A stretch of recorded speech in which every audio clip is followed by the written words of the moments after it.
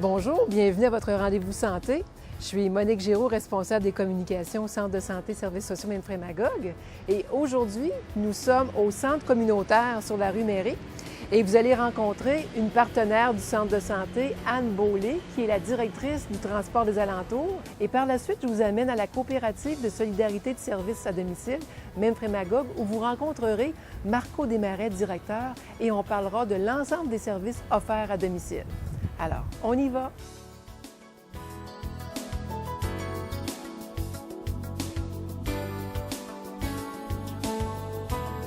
Alors, bonjour Anne. Bonjour. Anne, vous êtes Anne Beaulé, directrice de l'organisme Transport des alentours. Oui. Comme on voit, vous êtes située au centre communautaire. On a rencontré des partenaires qui font partie d'un réseau de partenaires qui offrent des services à la population de la MRC. Alors, vous êtes avec ces partenaires-là, on appelle ça le réseau intégré de services aux personnes aînées. Comment vous voyez votre participation à cette table-là? Le but, c'est de partager l'offre de services de tous les partenaires, puis aussi pouvoir trouver des pistes de solutions, des actions communes, puis pas dédoubler nos offres de services. Dans le fond, vous vous assurez d'être complémentaires parce Absolument. que vous avez la même clientèle. La même clientèle, les personnes. Vous offrez des services en partenariat avec le centre de santé, Services sociaux Mainframagogue. À quel niveau? On offre un service de transport adapté à la clientèle du centre de jour, du centre de santé Services sociaux Mainframagogue. Donc, il y a 3 points de service. Il y en a un à Magog, il y en a un à Mansonville et il y en a un à Stansted. Également, on travaille étroitement avec les gens qui travaillent au centre de jour là,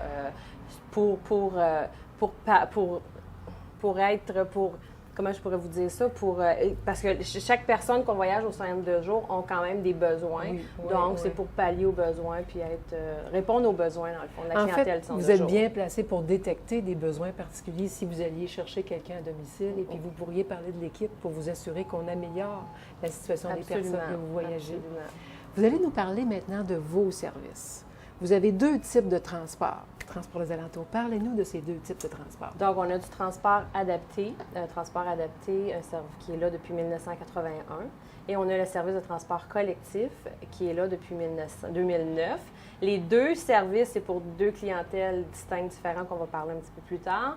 Mais j'ai quand même 11 municipalités qui sont desservies pour le transport adapté et pour le transport collectif dans la MRC Mainframagogue. Quand vous dites 11 municipalités, ce sont des municipalités pour qui il y a des personnes qui ont demandé soit avoir du transport adapté ou du transport collectif, ou c'est un organisme communautaire qui aurait signalé des besoins de leur communauté. À la municipalité et démontrer un besoin en transport. Ça veut dire que les autres qui ne sont pas encore parmi les 11 pourraient tout aussi bien faire part de leurs besoins à la municipalité au niveau du transport collectif ou adapté. Adapté, si en adapté, ils ont des limitations. Quelle sorte de véhicules vous avez pour ces 2 types de transport? Donc, moi, je n'ai pas de véhicule. Je suis en contrat avec des taxis adaptés et des minibus adaptés également. D'accord.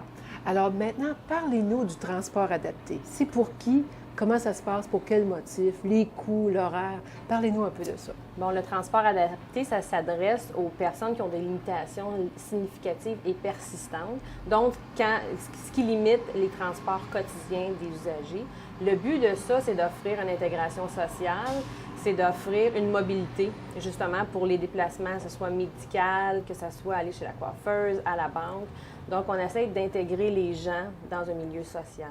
Donc, vous me dites des limitations, des personnes handicapées ou une personne, est-ce qu'elle peut avoir une déficience permanente ou temporaire suite à une hospitalisation, par exemple? Temporaire, oui, ça peut être. C'est sûr qu'on a un comité qui est créé pour regarder chaque dossier, parce que chaque dossier, une personne qui demande justement d'être admise doit remplir un formulaire d'admission qui est rempli par le requérant et par un professionnel de la santé qui peut être un médecin, une infirmière, un ergothérapeute. Qui va confirmer le diagnostic. Qui va confirmer le diagnostic. Donc, cette personne, quand le dossier est complété, il envoie ça à Transport des alentours. Après ça, nous, on a 45 jours pour donner une admission. Donc, si c'est quelqu'un qui a fait, je ne sais pas, qui a une déficience temporaire, bien, peut-être qu'elle va être admise au transport temporairement, ou ça peut être une admission générale pour tout le temps. Comment ça se passe? Vous allez chercher les personnes à la maison, vous les amenez où est-ce qu'ils veulent aller? Est-ce que c'est 7 jours par semaine? De quelle heure à quelle heure? Comment ça se passe? C'est un service porte-à-porte. Donc, le chauffeur va à la résidence de la personne à la porte, il l'accompagne jusqu'à l'intérieur du véhicule, l'attache.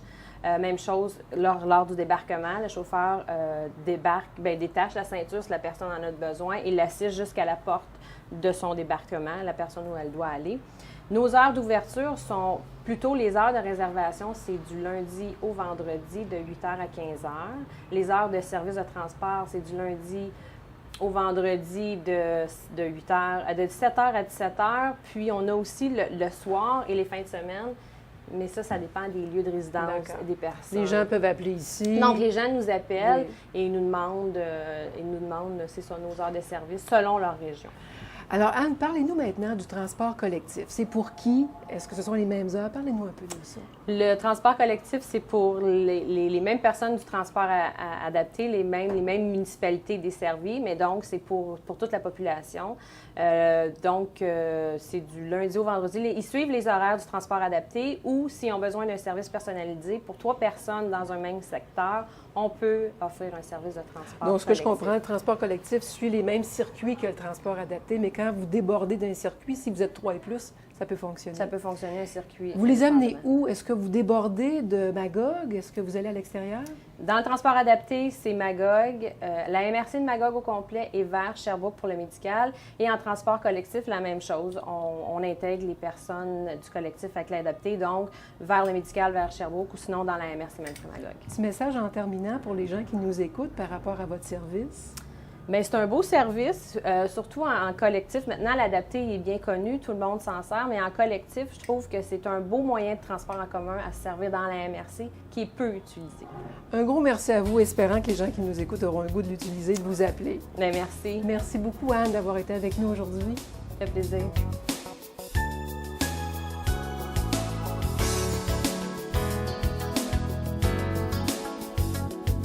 Alors bonjour, je suis aujourd'hui avec Marco Desmarais, directeur de la coopérative de solidarité de services Memphremagog.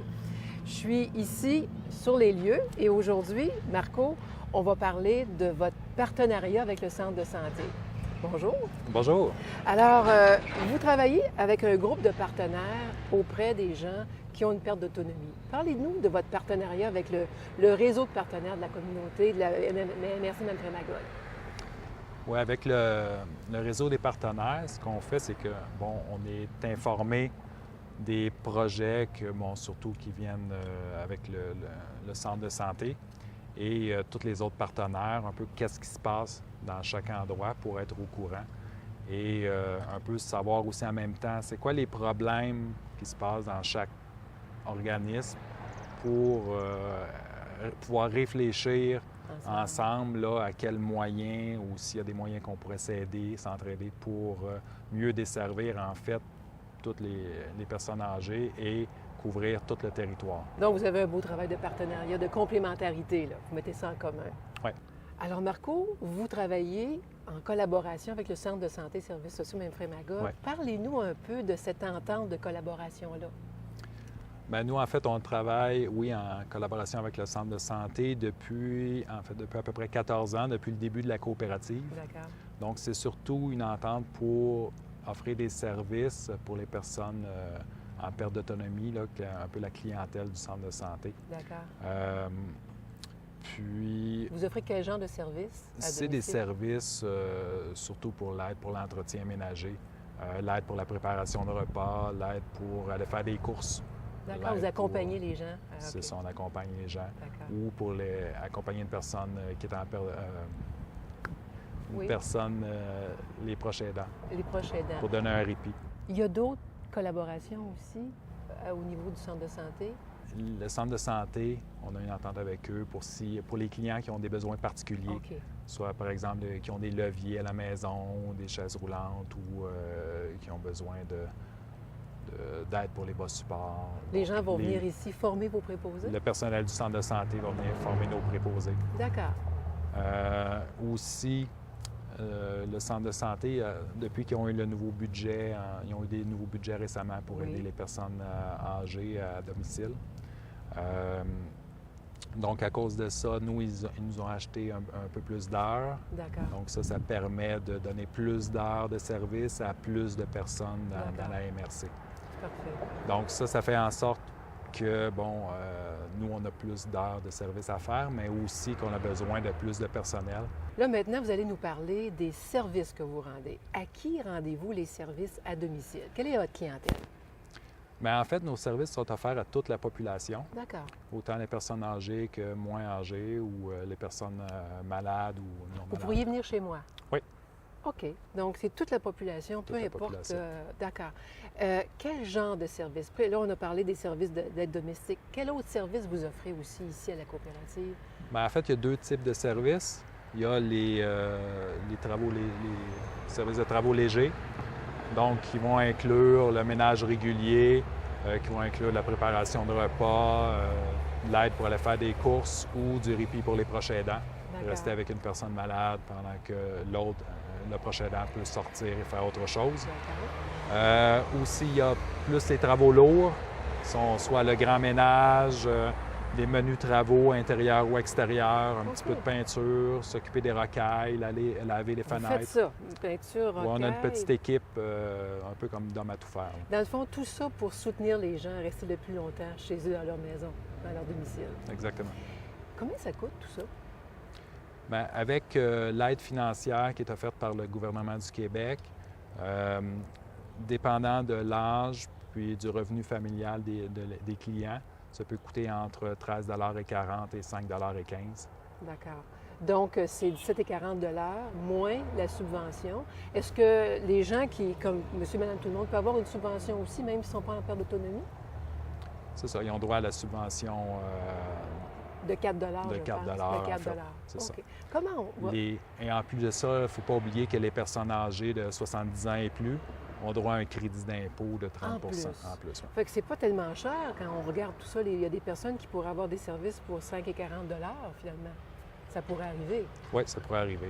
OK. Qui est même en fait moins que le salaire minimum. Là. D'accord. Dites-moi, Marco, comment on fait pour avoir accès à ces services-là? Pour avoir accès aux services, c'est facile. En fait, il faut téléphoner à la coopérative au 843-8842 et vous pouvez demander le poste 26 et il y a quelqu'un qui va vous répondre, vous informer. C'est la personne qui s'occupe de l'ouverture des dossiers. Ça va être Francine ou Lauriane, finalement, qui Lauriane, vont oui, c'est ça, regarder le français. Pour les nouveaux, les personnes qui voudraient travailler chez vous, comment ils font aussi pour prendre contact avec vous? Ça aussi, c'est facile. Ils ont seulement à venir au bureau de la coopérative, compléter un formulaire ou porter leur CV. C'est au 15 rue Saint-David à Magog. Marco, merci beaucoup d'avoir été avec nous aujourd'hui et j'espère que les gens qui nous écoutent n'hésiteront pas à vous appeler pour avoir peut-être plus de détails ou plus d'informations. Merci. De rien, ça me fait plaisir.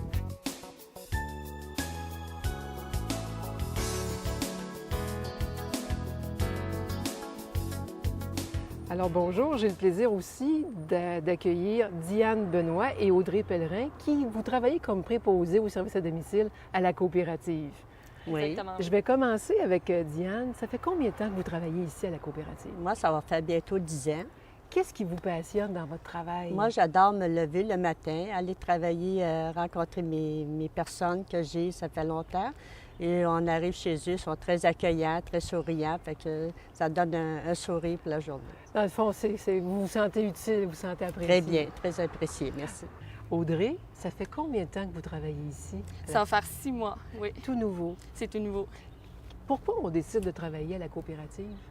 Je pense que je recherchais une certaine autonomie que je ne voyais pas dans les autres emplois. Puis en même temps, c'est le contact avec les gens que je trouve vraiment bénéfique. Puis je trouve ça bien de voir la reconnaissance que les gens ont pour le travail qu'on fait. Écoutez, je pense que vous êtes deux êtres engagés, passionnés. Merci beaucoup d'avoir accepté de témoigner pour nous à cette émission. Bien, merci à vous. Plaisir. Merci.